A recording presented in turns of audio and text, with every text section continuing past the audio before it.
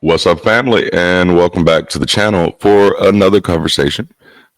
For those of you who commemorate Happy Martin Luther King Jr. Day, and that is going to be a major part of today's conversation, so get ready for it.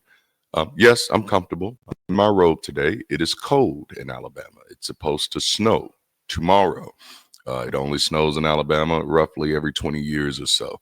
I used to live in DC, so I can pass on the snow. Pretty to look at. That's about it. But yeah, I hope you all are having a wonderful day. For those of you who do have a day off, I hope you're taking that day and getting your rest or doing something that is either progressive, productive, or just whatever the fuck you want to do. That's fun. We're definitely going to have an interesting conversation today. Before I do jump into that, of course, I want to remind you that our community is coming to Raleigh, North Carolina in April, and we're doing BridgeCity weekends. If you want to support that event, we do have a crowdfunding campaign going on right now. That link will be in the description.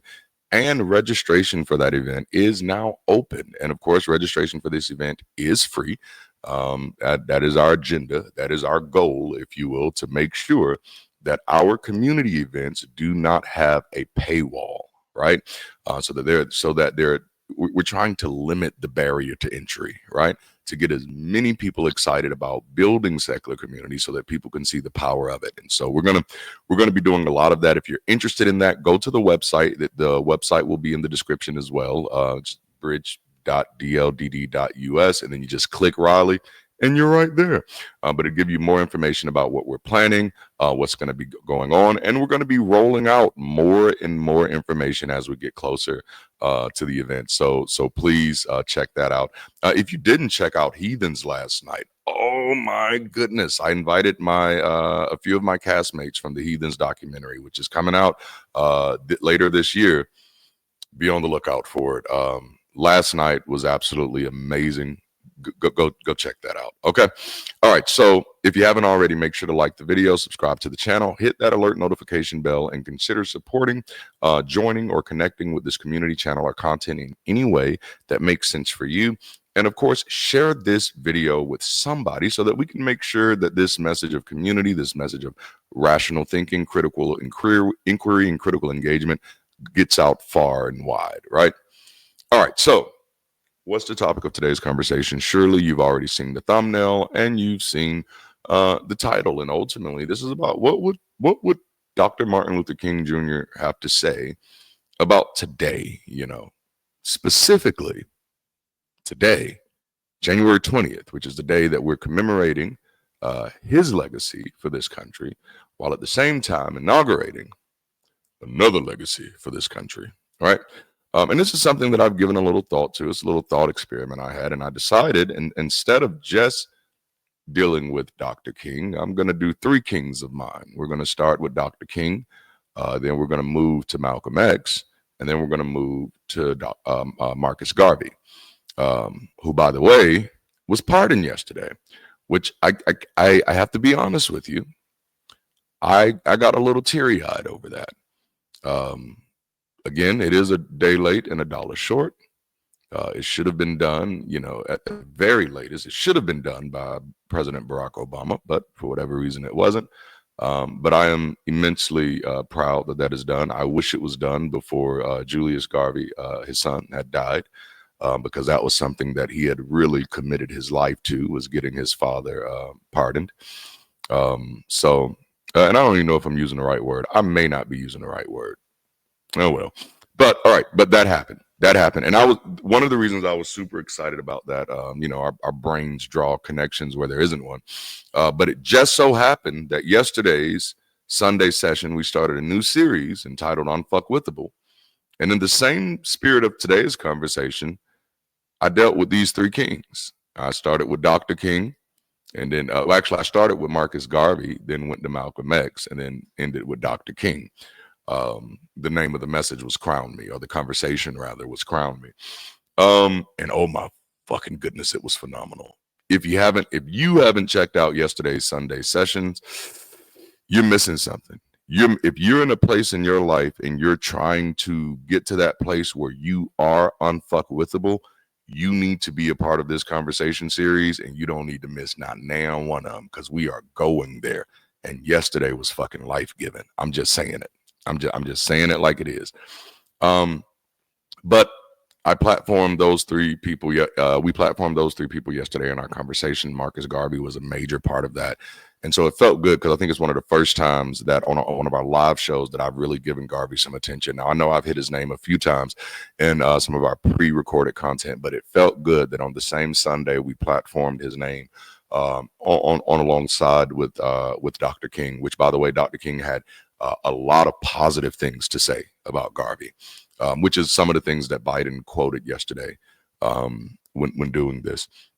But that just felt good to me, that, man, the same day, or the same weekend rather, that we choose to platform Garvey in a conversation, of course, because we were talking about being unfuckwithable and turning the tide of marginalization.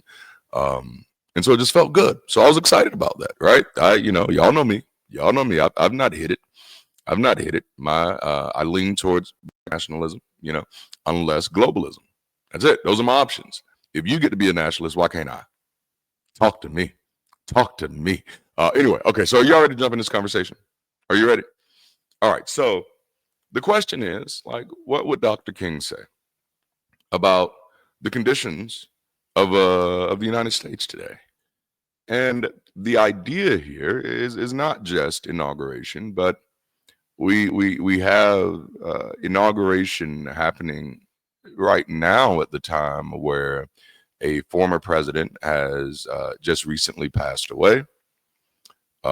And we have, a significant part of our West Coast that is engulfed in flames right now. And so the thought experiment that I had was, especially after spending so much time talking about these three kings yesterday, you know what I'm saying? Spending so much time talking about these three historical political figures yesterday, I began to wonder, what would each of them say if they were here today? And so if you would join me in this sort of thought experiment here. Dr. King's last speech was, "I've been to the mountaintop," is actually one of my favorite speeches of his. I admitted yesterday, which I'm sure is not the first time, that I was largely not a fan of Dr. King, especially in his earlier days. It was the king that America killed that I have an affinity for, not the king that America quotes. That was good, right? Bars, I know. But his last speech was, "I've been to the mountaintop." He delivered it on April 3rd, 1968, which was the day before his assassination. And this speech was renowned for its profound reflections on justice, equality, and human rights. Given his legacy and the issues he addressed in his lifetime, I want to kind of highlight some themes that he might discuss today in response to the contemporary events like the LA fires and the inauguration of Donald Trump. So I think when it comes to the fires, and I chose to include the fires in these conversations because from my study of Dr. King, Malcolm X, and the Honorable Marcus Garvey, from my study of these three men, there is no way that they would talk about one and not the other.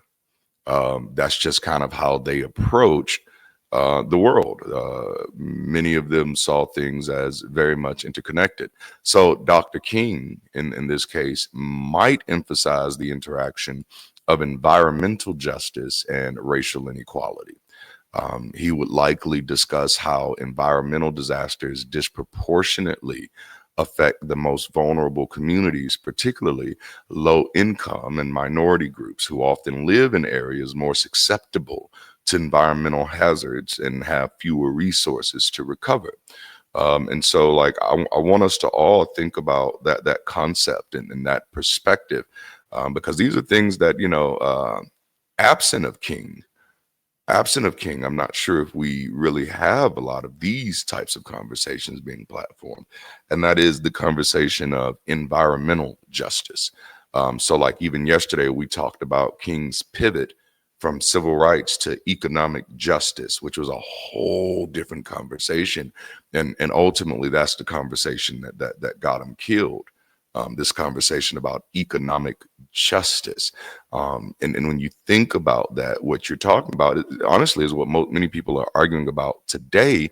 And that is that economic system itself should support the growth and the welfare and the benefit of the people, not the other way around. People shouldn't support economics. Economics should support people, economic justice. But then there's also this idea of environmental justice, which is not something we often think about until after tragedy.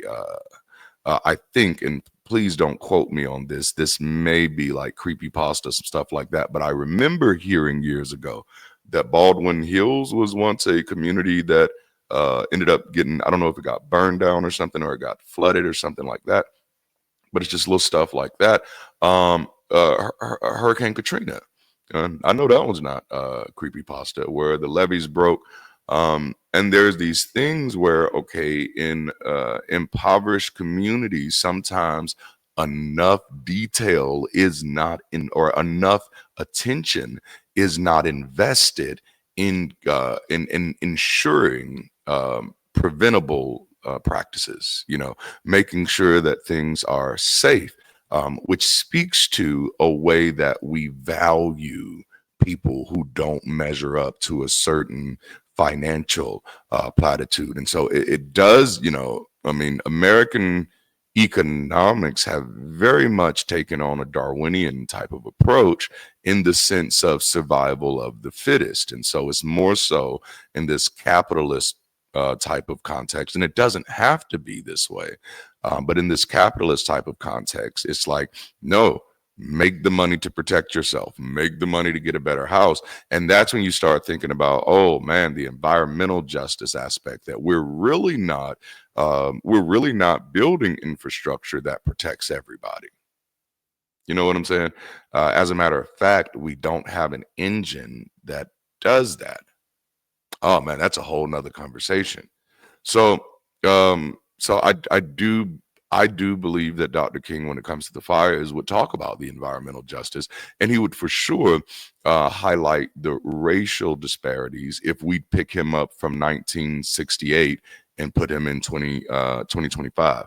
However, if he was allowed to evolve from 1968 to to 2025, I think we'd see him even go beyond the racial disparities into just all aspects of marginalization and oppression. And that's going to be a recurring theme. Another thing is he would likely stress the need for stronger community resilience programs, as well as more robust government action to address climate change and its impacts, which that also has to be a part of a conversation. As warming is increasing in certain areas, then yes, if those areas are already have arid or drier climates and are already prone to brush fire and things of that nature, then guess what? They're going to be even more prone to that. And I think, honestly, and I think y'all kind of know where I stand on this. I think we spend way too much time arguing about stuff and less time doing stuff, because we've been arguing about it for a very long time. As far, why don't these people believe in climate change? Why don't these people? And it's like, why do you need to convince them for you to do something? Like, why waste so much time trying to convince people who are literally trying not to be convinced, when you could just find the people who are already convinced and start working with them towards a solution? And I often call these things out because I think this is one of those situations where our first world privileged has absolutely robbed us of any type of responsibility and accountability.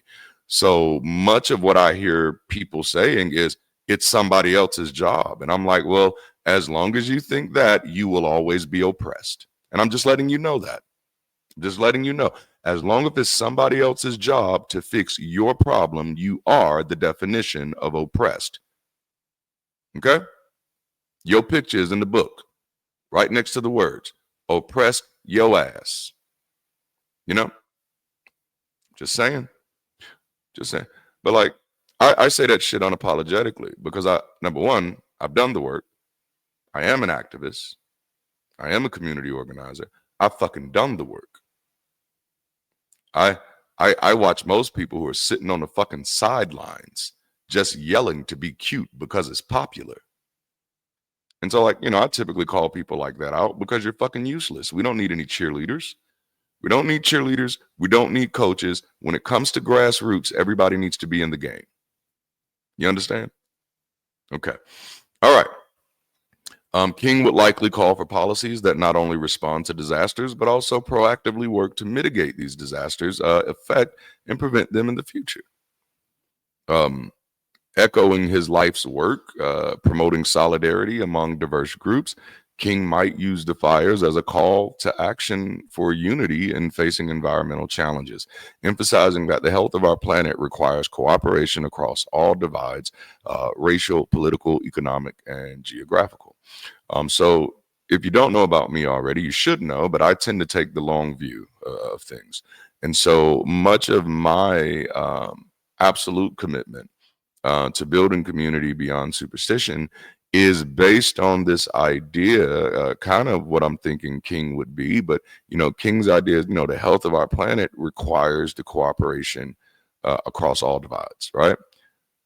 But also, for me, taking the long view, the survival of our species requires that as well. Like the survival of our species is not a given. It's not a guarantee. You know what I'm saying? The survival of our planet, the survival of our solar system. Long view. I told you, I'm a long view fucking thinker. And so when I think of that, I'm like, no, we really need to start doing the work now to do what it takes to become a global society. It's about time. I don't know how long it will take. I'm not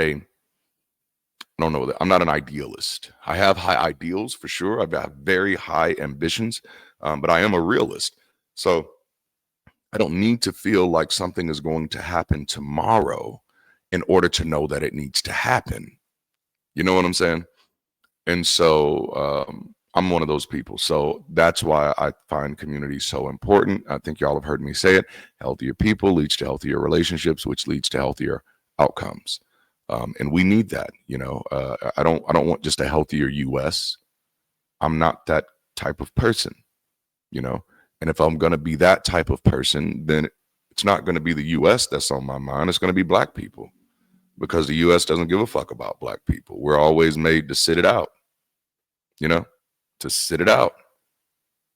We're always told our issues aren't important. Democrats have never platformed black people's issues in any of their campaigns. We're always told that, you wait it out. We're the ultimate trickle down. You know what I'm saying? That's me. That's me. And so when it comes to this, to survive as a species, to be healthy, to combat oppression and marginalization, to create a true sense of equality and equity, we're going to have a better view. And that view is going to have to be global, and then it's going to go beyond that. Again, I take the long fucking view. All right, so now let's get to some good stuff. So we've talked about what Dr. King's response would be to the fire. What would Dr. King say about the inauguration of Donald Trump? I'd say King would likely address the stark divisions that the 2016 election highlighted in American society. He might express concern over the rhetoric used during the campaign and its aftermath, which has often been charged with racial, xenophobic, and discriminatory undertones. He would call for a return to a more compassionate, inclusive, and understanding political discourse. Now, in this thought experiment, I've done my best to preserve what I feel would be the thoughts of these three gentlemen that I'm walking through. And of course, we're with Dr. King now, because I don't always agree. And here is not one where I really agree. It's just some small areas. When at the end of that speech, when he said, I want us to go back to a more compassionate, inclusive, and understanding political discourse, I would have asked him, and when the fuck was that? I'm not like the rest of US Americans who forget what happens every 4 years. You know what I'm saying? I know to y'all, Trump is the worst thing you've seen, but I've seen racist presidents in every fucking presidential election. Trump is not the first one. Not for me, you know? And I mean, and if you really think that, that tells me how deluded you really are, you know? How can you think that the whole Republican Party is racist, sexist, xenophobic, and all these things, but yet think Trump is the first racist Republican presidential candidate? You know, like, some of the shit that I hear y'all say, your math isn't mathing. You know what I'm saying? It just don't work like that. Some of you need to learn the law of large numbers. You know what I'm saying? I'm just saying, which there's some power dynamics in there that you need to learn as well. And like, damn, the many complaining about the few instead of the many just stop doing what the fuck the few want you to do. Oh, this is getting deep. Okay, I'm going to say something that's unpopular. So many of you can't because you're weak. In the nicest way possible. You just got to have that iPhone. You just got to have a Tesla. You just got to eat the latest thing that's advertised. Sure, are they playing a game? Yeah. Do you have to play? No. And you can start training yourself to separate from that shit if you so choose. Otherwise, you're being disingenuous. If you're still supporting the shit that you find problematic, you either do not find it that problematic or you're fucking lying. You know? If you do find it to be problematic, separate from it. Boycott it. That's what Dr. King would have done. See how I did that? All right. So, but I would agree with him that there's a lot of divisive rhetoric, but do you know how disingenuous it is to say that rhetoric is divisive in a competition? Like, how many people have forgot that campaigns are competitions? So the rhetoric is always going to be divisive. The rhetoric is literally, don't vote for them, vote for me. There is no way that that rhetoric is not divisive, which means that we're not really dealing with the root of the problem here. We're still just kind of leaning into dog whistle politics and virtue signaling, you know? But I'll go on. This ain't about my thoughts. It's about what these three kings would say. So I think as it pertains to civil rights and social justice, reflecting on his own struggles and achievements in civil rights, King might voice concerns about the potential threats to civil liberties under the new leadership, which are obviously concerns for many people, particularly regarding voting rights, police brutality, immigration, and healthcare. He would remind the audience of the long ongoing struggle for equality and the need to remain vigilant and proactive in protecting these hard-won rights. Okay. My thoughts on that is I think we should stop using the word civil. Actually, I think we should stop using any other word than human. I think we need to make it clear. Civil rights, civil liberties are human rights. Okay? Trans rights are human rights. Gay rights are human rights. Women's rights are human rights. We need to get the language clear. That you're not attacking trans, you're attacking humans. You're not attacking somebody named Civil, you're attacking humans. Okay. I think that's what we need to be clear at. And quite honestly, for many reasons, it's the safer route anyway.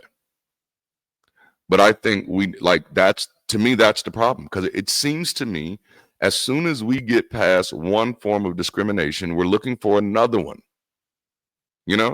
which is why we just need to get clear that these are human rights, period. They're not American rights. They're not civil rights. They're not trans rights. They're not racial rights. They're not religious rights. They're just fucking human rights, human liberties.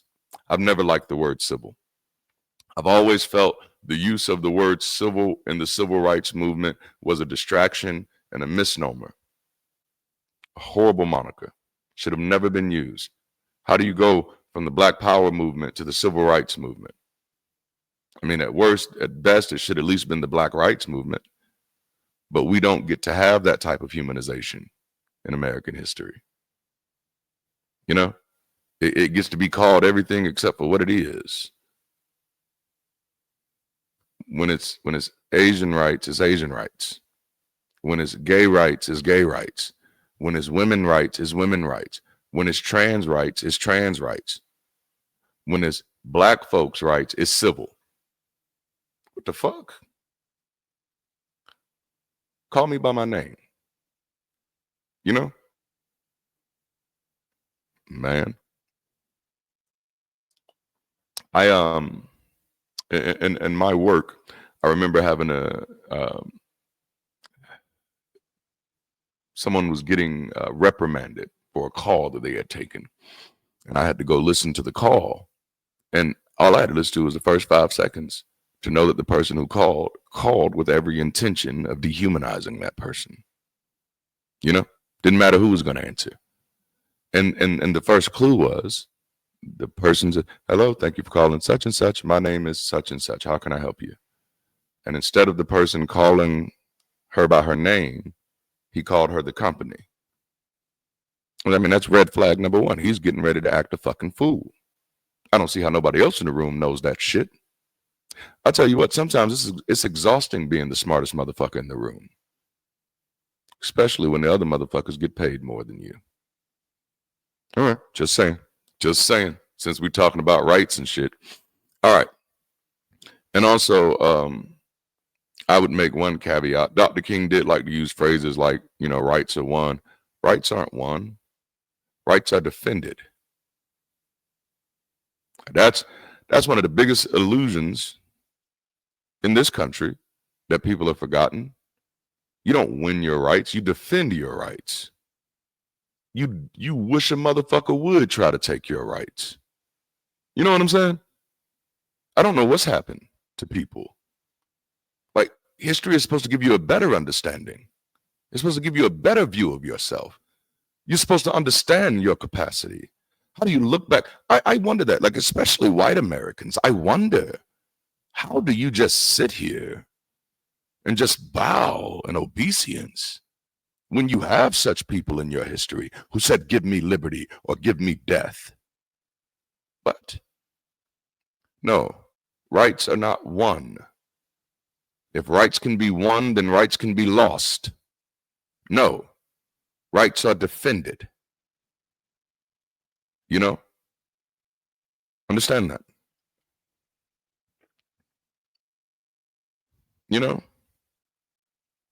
Damn it, like, that's what's wrong with the US. In the US, if you see somebody's rights being violated, you film. You don't defend.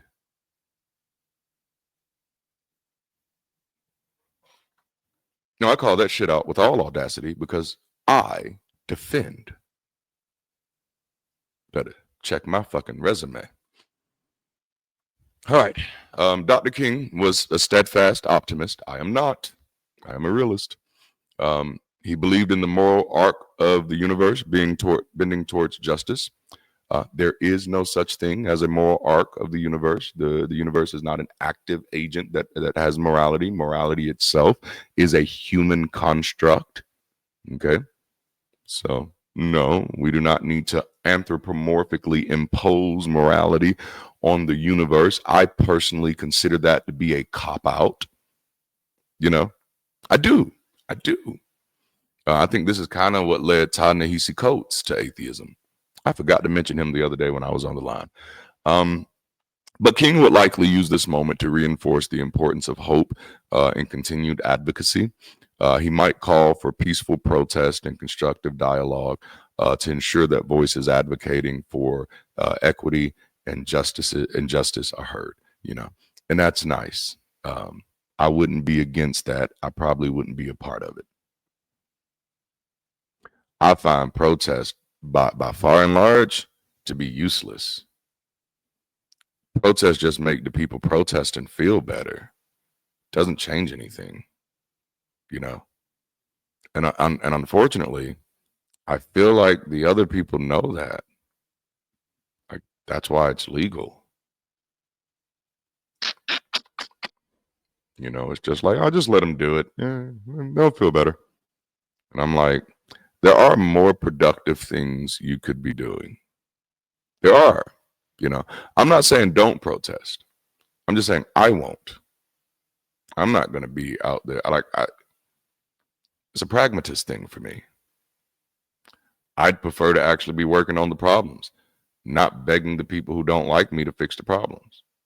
Like that's like to me, like that's been one of the biggest problems with many Black communities. We keep trusting people who don't even value us to give us solutions. You know, like I don't think we ever wrestled with the damage of integration. We didn't wrestle with that shit. What happens all of a sudden when thousands, if not hundreds of thousands of Black children are taught by people who don't even see them as human? We didn't think that shit through. Most people don't know how many Black principals lost their jobs because of integration. And in those integrated schools became janitors. I'm telling you, you have to stop taking your history from television and actually do the damn research. Because it's not what you think it is. It's not. Most people don't realize,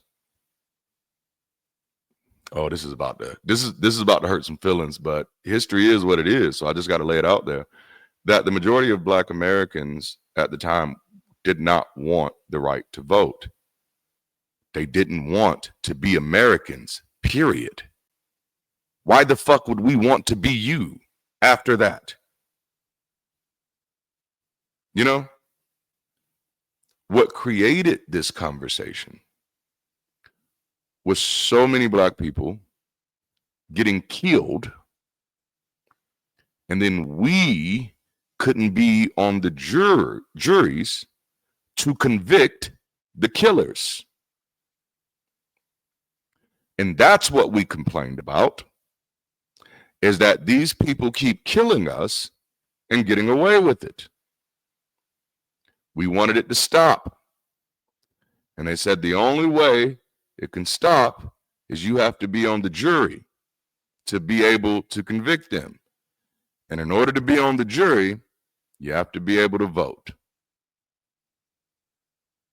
You see that? See, that's a whole backdrop of a historical narrative that most people are absolutely ignorant of. And you're not ignorant because somebody lied to you. You're ignorant because you're fucking lazy. You trusted what somebody else said as opposed to actually looking up the information. You weren't that interested in the story. You just wanted to believe the first thing you heard. I am pushing people to get back insanely curious about information, to know where it comes from. Don't even just take my word for it. Go check that shit out. This is why most of you erroneously believe that the Underground Railroad only went to Canada. Like, yeah, literally, people in Florida and Alabama going all the way up to fuck to Canada when Mexico is right there, which was Texas at that time. You know what I'm saying?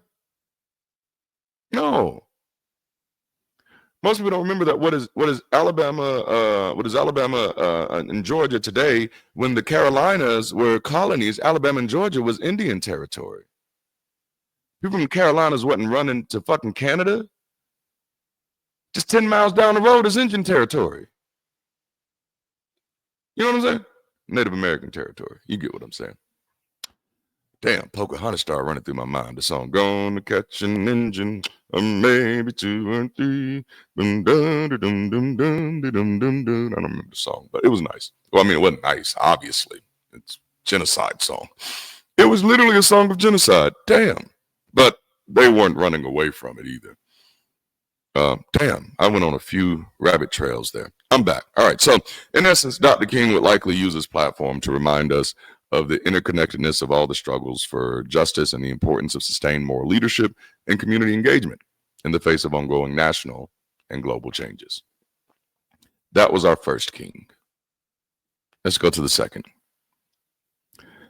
If Malcolm X, El Haj Malik Shabazz, were to comment on contemporary events like the LA fires and the inauguration of Donald Trump, his approach would likely focus on systemic inequality, the empowerment of marginalized communities, and a candid critique of political leadership. Known for his sharp insights and unflinching honesty, this is how I think Malcolm might address these issues. When it comes to the LA fires, I absolutely think Malcolm would have pointed out the systemic racism and oppression and environmental justice in the same way that Dr. King would have. He would likely highlight how systemic inequalities make natural disasters worse for the most vulnerable. And that goes again to the environmental justice. The environmental justice is being concerned about how people are able to bounce back from disasters. You know, he would point out the socioeconomic and racial disparities in America, and how that lead to unequal impacts of environmental disasters, with poor communities, often communities of color, bearing the brunt. Malcolm would likely argue that these are not just natural disasters, but also the man-made consequences of neglected policies and overlooked communities. Damn, I loved Malcolm. I don't know if I'll have too many critiques here. I don't. But honestly, that's not just me.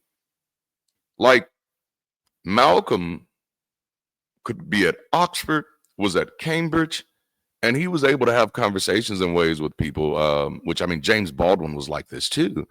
But we're like, damn, you just couldn't argue with the man. Like, oh my goodness, he was so bright. He was so bright. Man. All right. The next thing, and this is probably, you know, while Dr. King would have leaned into, hey, we do need some community stuff, Malcolm would have leaned into it a little bit more. Malcolm would have had a call for self-sufficiency. He might have emphasized the importance of self-sufficiency in Black and minority communities, encouraging these groups to organize and prepare independently of unreliable state systems. Malcolm's focus would be on community organizing to build infrastructure that can withstand such crises, highlighting the need for local leadership and self-governance. And I often remind people, obviously, I'm a community developer, so that's kind of where my focus is. I always remind people, like, you know, doing it yourself is an option. It may take some work, but is that literally what you're afraid of, that you're going to have to work? And if so, then you know what that says. You know what it says. All right. Malcolm X would most definitely be critical of the federal and state government's response to the fires, particularly if he felt the response was slow or inadequate. He'd likely argue that the government's failure to adequately protect all citizens equally is a reflection of where its priorities lies. And it absolutely is, because we definitely had a congressman, one particularly from my state, who made just damnable comments about the LA fires, saying, well, they shouldn't get any help until they do X, Y, and Z. And like, to me, just in my honest opinion, there is no fucking reason that a person like that should still be a congressperson. Like, what the fuck is wrong with our country? And the most, like, okay, all right, like, damn it. Y'all are pretending like that shit on Capitol Hill is healthy. That's why I can't get with y'all. This is why I call the majority of y'all fucking delusional. Because there's no way that shit on Capitol Hill is healthy. If the shit that these people have said and they're still in office, I've worked for companies that have higher standards than that. So no, relying on that shit to do anything functional, you have lost your fucking mind. You know what I'm saying? No. So yeah, I'd be right there. I'd be right there with Malcolm. I would be. But you know, I have a long line of ancestors, if you will, that their critique from, at least from an African American perspective, has been that American politics are untrustworthy.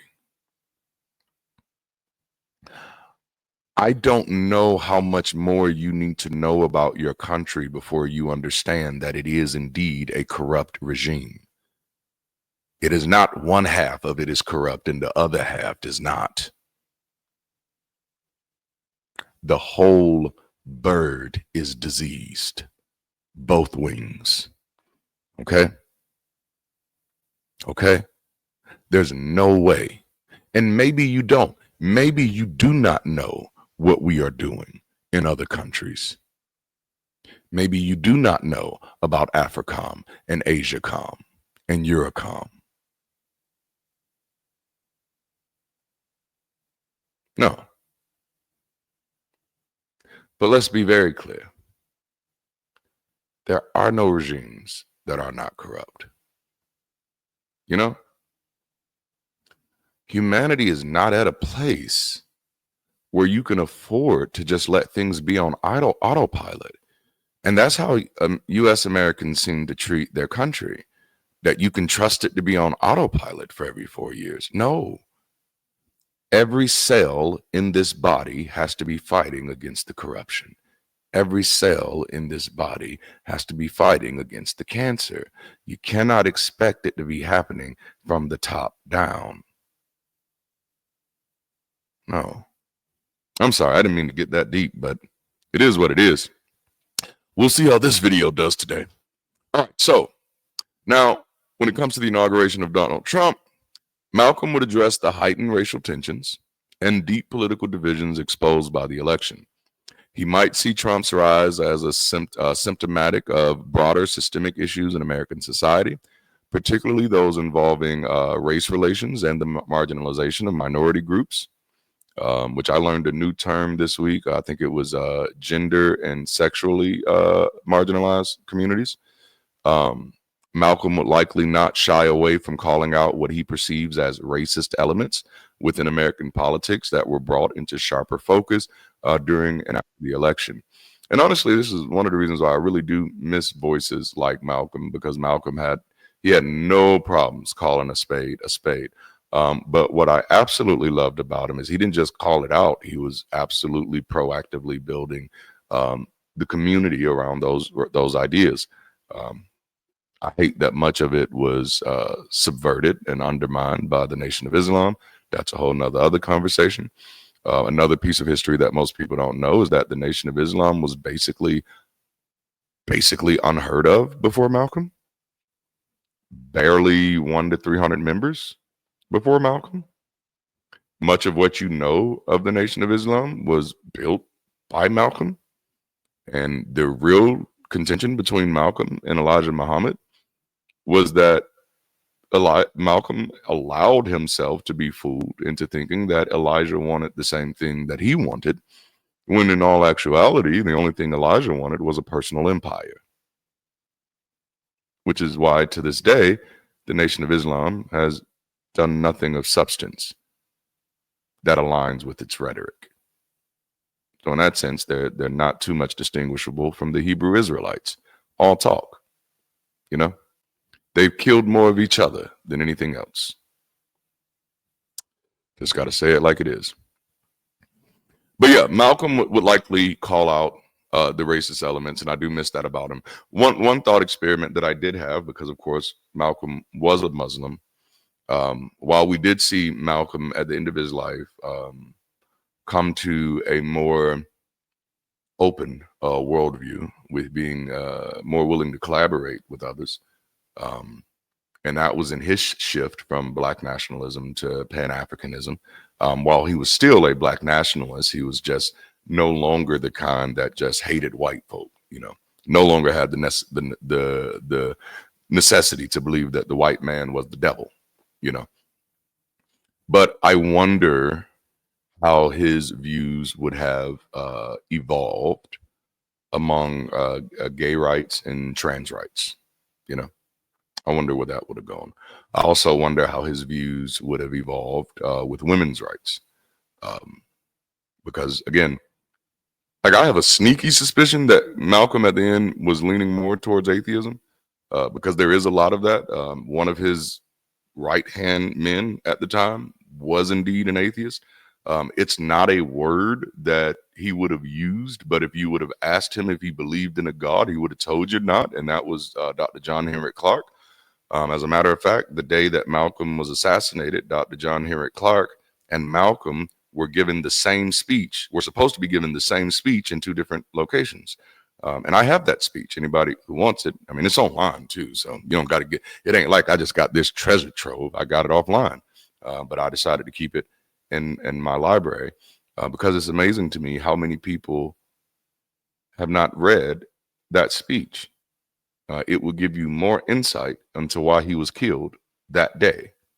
It will give you a lot of insight into why Malcolm had to die that day if you read that speech. And that was, I want to say it was Message to the Grassroots was the name of that message. Yeah. And it was very similar to something that Garvey had done about 40 years prior. All right. So, in response to the rhetoric and policies that he might view as antagonistic toward minority rights, Malcolm X would likely reiterate his stance on the right to self-defense against systemic oppression.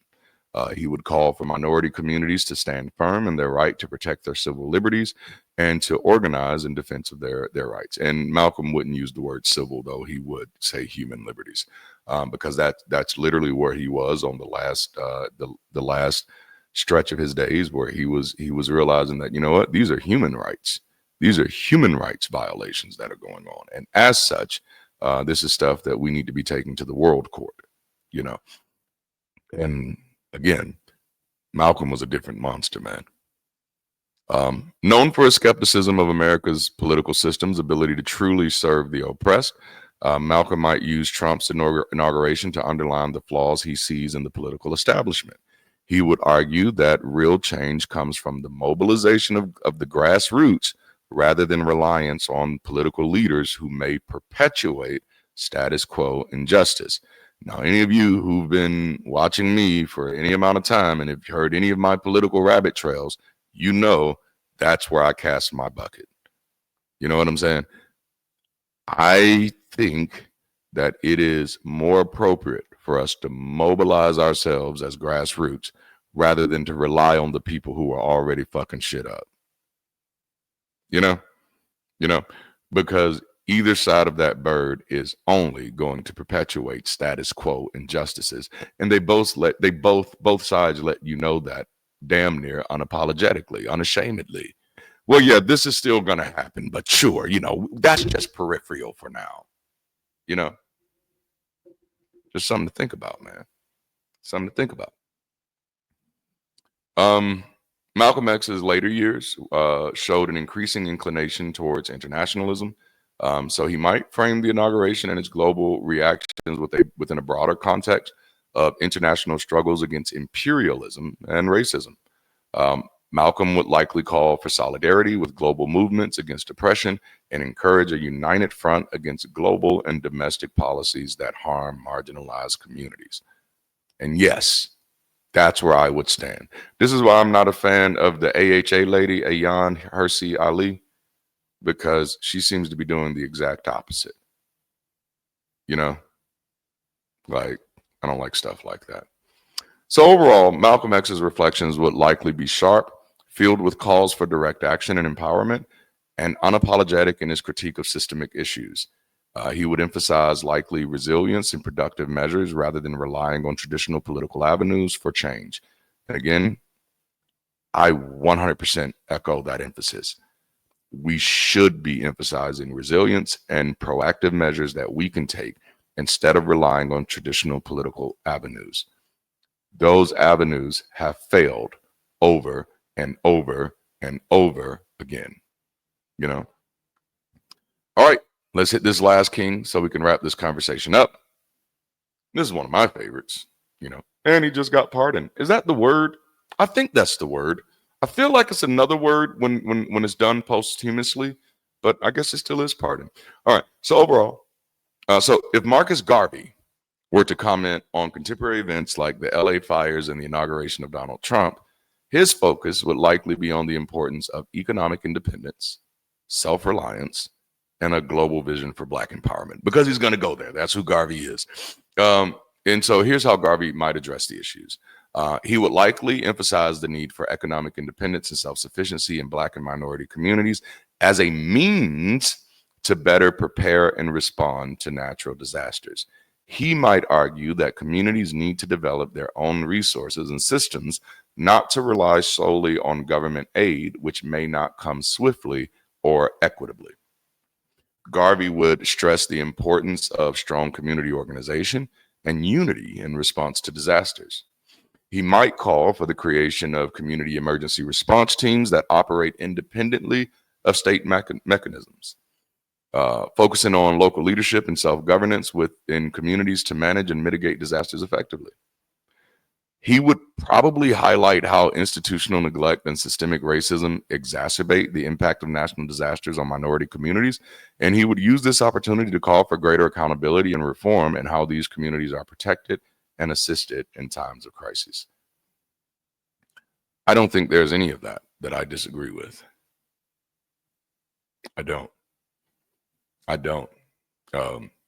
Garvey was a phenomenal character. Very interesting man. And I was hoping that we would have got a movie from him. And I actually wanted Reginald Delvell Johnson to play him. I'm saying I want it, like I got that type of power. I do want to have like a production studio one day, because I do have a lot of movies and documentaries and stuff that I'd like to do. But no, I would have loved for Reginald Delvell Johnson to have played Garvey when he was still young, when Reginald was still young.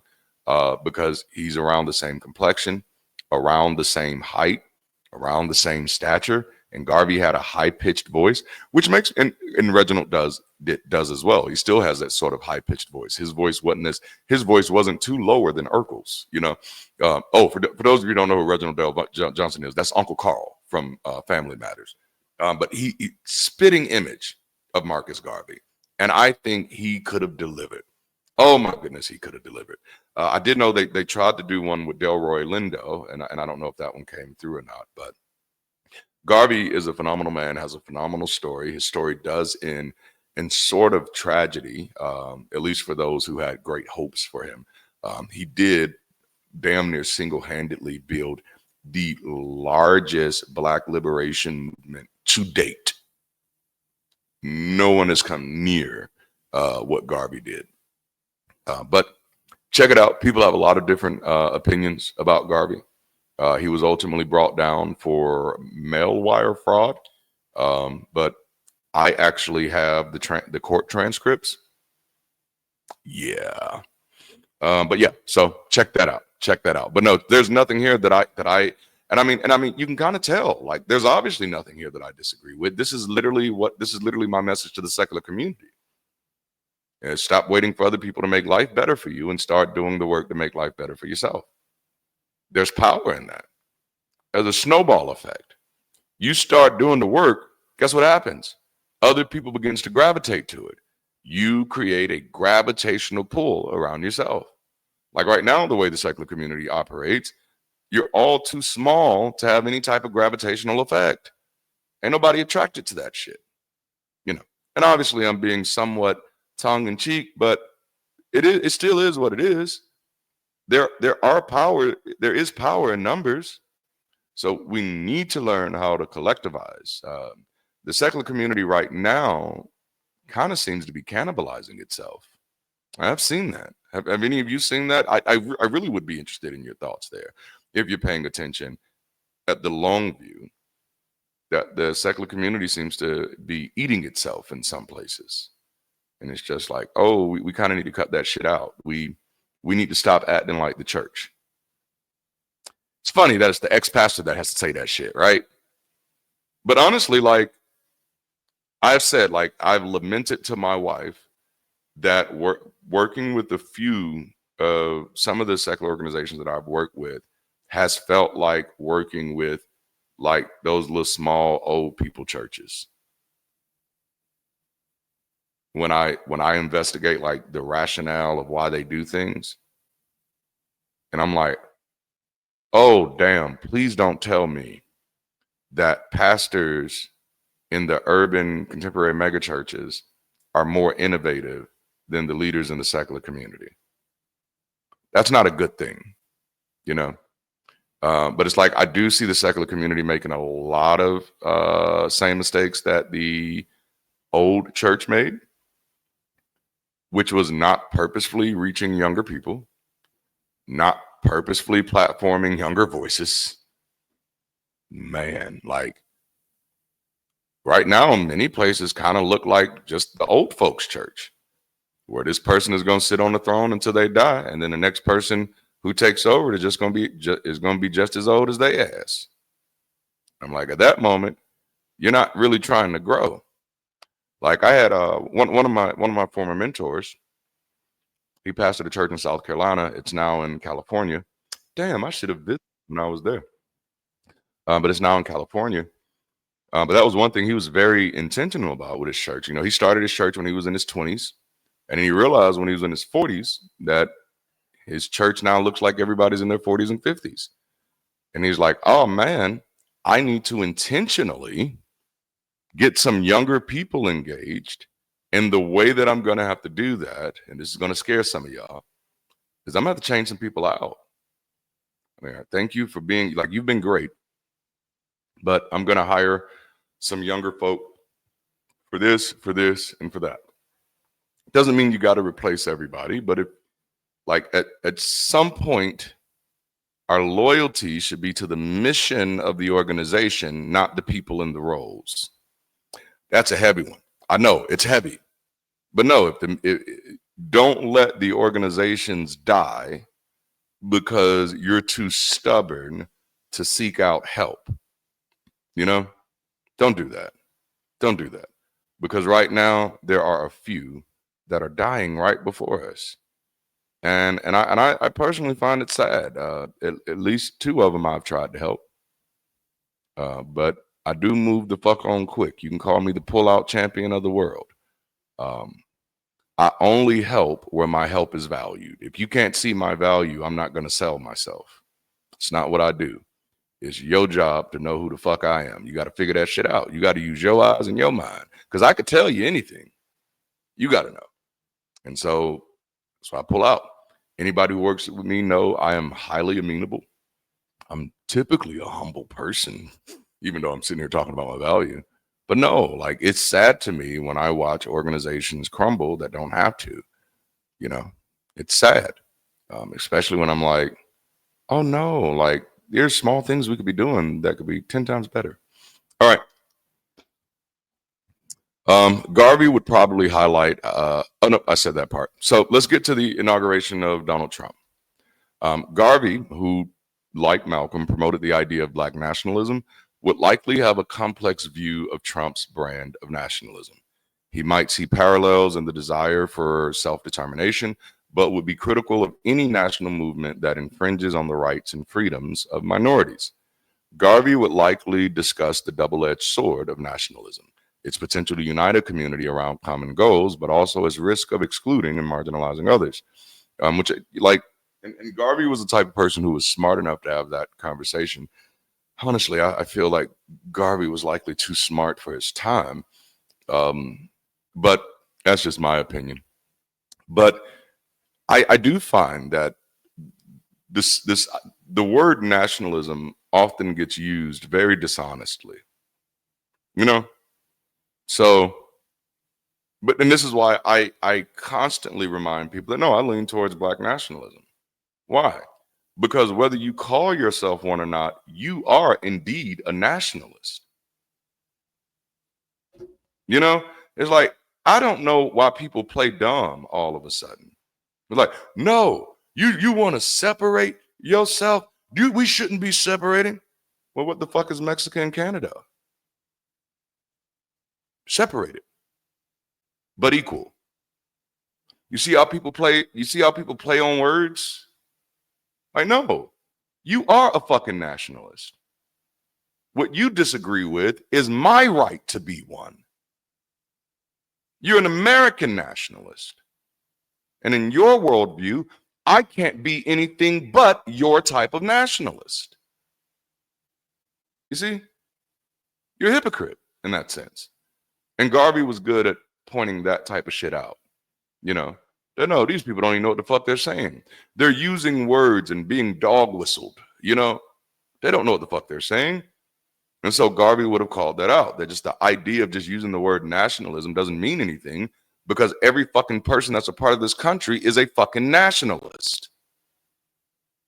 The problem comes, as Garvey would have highlighted, is when there is a movement that infringes on the rights of freedoms, the rights and freedoms of minorities. And at that moment, it is not its nationalism that does that. It is just, it's oppression. If you felt that nationalism was equivalent with oppression, then you would be hoping for the fall of American nationalism. You know? Trying to help you out there. Which is why I say, like, no. If nationalism is still going to be the way of the world, which as of now it is, nationalism is the way of the world. Racial nationalism is where things get a little problematic, you know, primarily in America, in the United States, because many other countries are ethnically or racially nationalistic. You know, nationalist. Yeah, nationalistic. That was a real weird word. All right. So, and so, like, I don't play those games. I don't play those games. I would prefer a global society. I don't know what it's going to take to get us there. I don't know what it's going to take to get us there. But Black people, like, we shouldn't have to stay in America's back pocket just because that's where she wants to keep us. You know, because after 200, 400 fucking years, it's clear that America does not have its Black population in its best interest. And considering what was done to us, we should deserve no less than the Native Americans. It's just clear. That's the disingenuousness when people say that, oh, Black people can't be Black nationalists, but you have no problem with Native Americans having reservations. You fucking hypocrite. You just want to keep us in your back pocket. You know, I am not your Polly Pocket, motherfucker. All right. So in response to what he might perceive as divisive and xenophobic rhetoric, Garvey would likely reiterate his message of Pan-Africanism, a global unity and solidarity among people of African descent.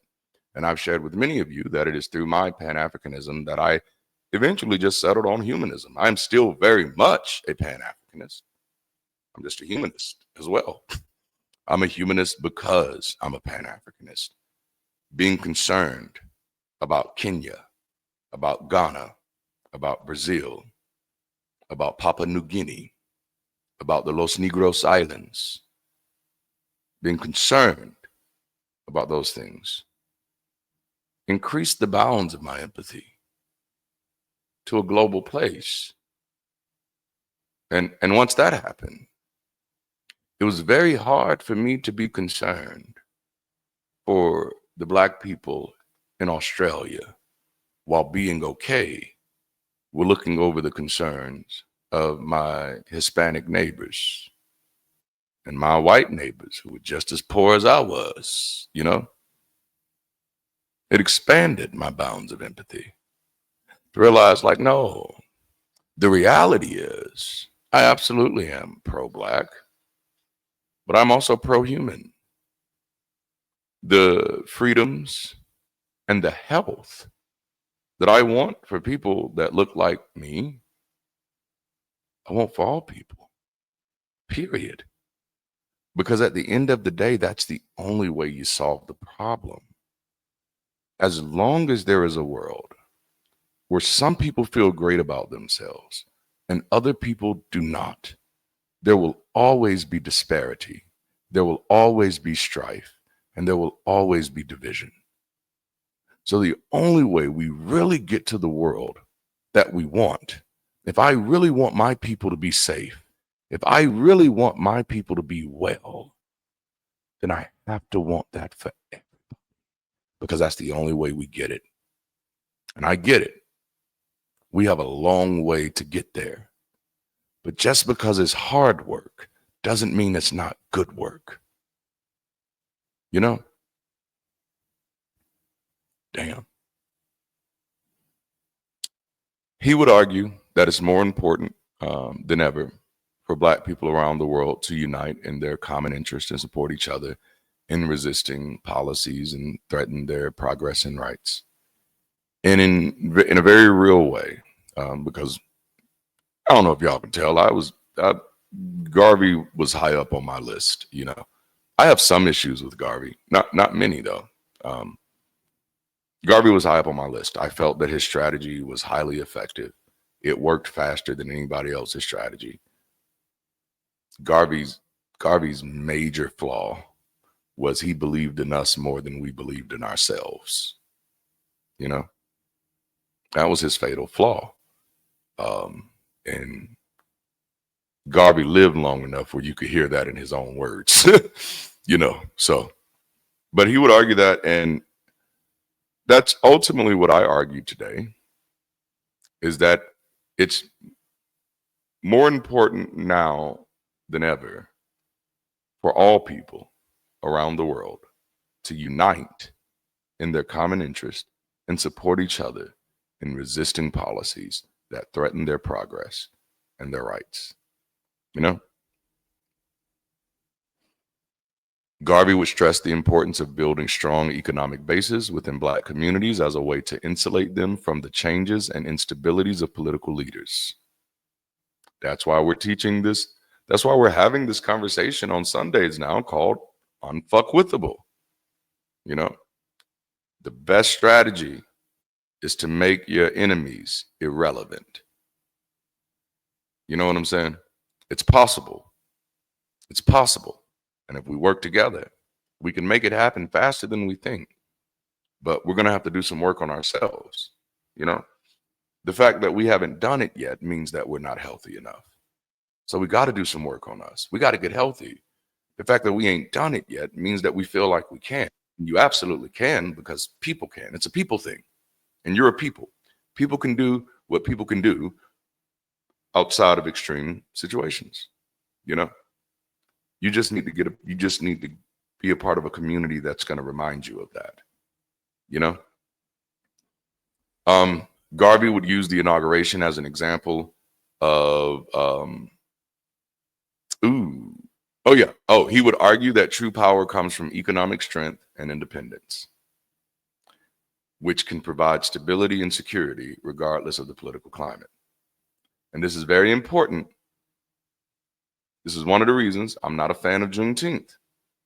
I also don't support, I'm not a fan of July 4th. But honestly, that's also part of my neurospicy. Holidays are weird for me, period. You know. But no, I don't like the idea of Juneteenth because no other people who've actually fought for their freedom celebrates a day like that.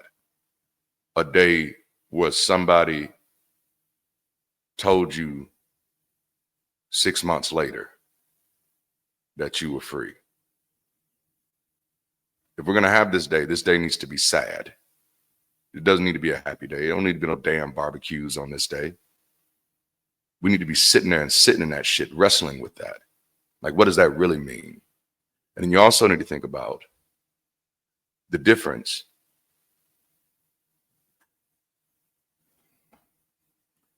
between emancipation and independence. because there is a difference, you know? And that's why I said much of Black history has been reframed to make it more palatable for Americans. But no, after you enslave a people, if you're doing the right thing, setting them free means giving them their independence.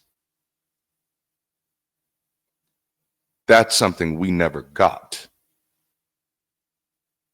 That's why Frederick Douglass wrote, "What is the 4th of July to the slave?" 4th of July is Independence Day. No American had to live under British laws again. But yet for the past several hundred years, Black folk have been punitively criminalized by the laws of Americans, many of which they had no hands in being able to vote for. That, my friends, is taxation without representation. You know what I'm saying? You don't just get to grandfather that shit in. But again, this is why I say when it comes to African American history, most of the conversations have been dishonest. So overall, Garvey's, oh no, I gotta hit his other thing. So, yep, Garvey would use the inauguration as an example of why he believes Black people should not depend on political systems that do not represent their interests. He would advocate for building separate institutions and systems that cater specifically to the needs of Black communities, rather than trying to integrate into a system that he might view as inherently biased. And I often remind people that one of the people who deeply regretted the triumph of integration was Dr. King. But instead of making this conversation about the pros and cons of integration, I do think integration was something that could have worked eventually. But integration only works healthily when it's two equal fucking parties. And that's not what that was. You know, we got the bad end of the deal. But it was Dr. King who, after seeing all this go through in a conversation with Harry Belafonte, says, I think that I might have just integrated my people into a burning house. And aren't we all feeling that burn today? And I'm not talking about Bernie Sanders. He wasn't wrong. He absolutely integrated us into a burning house. And had he been willing to listen to the fiery rhetoric of Malcolm at that time, he would have known it.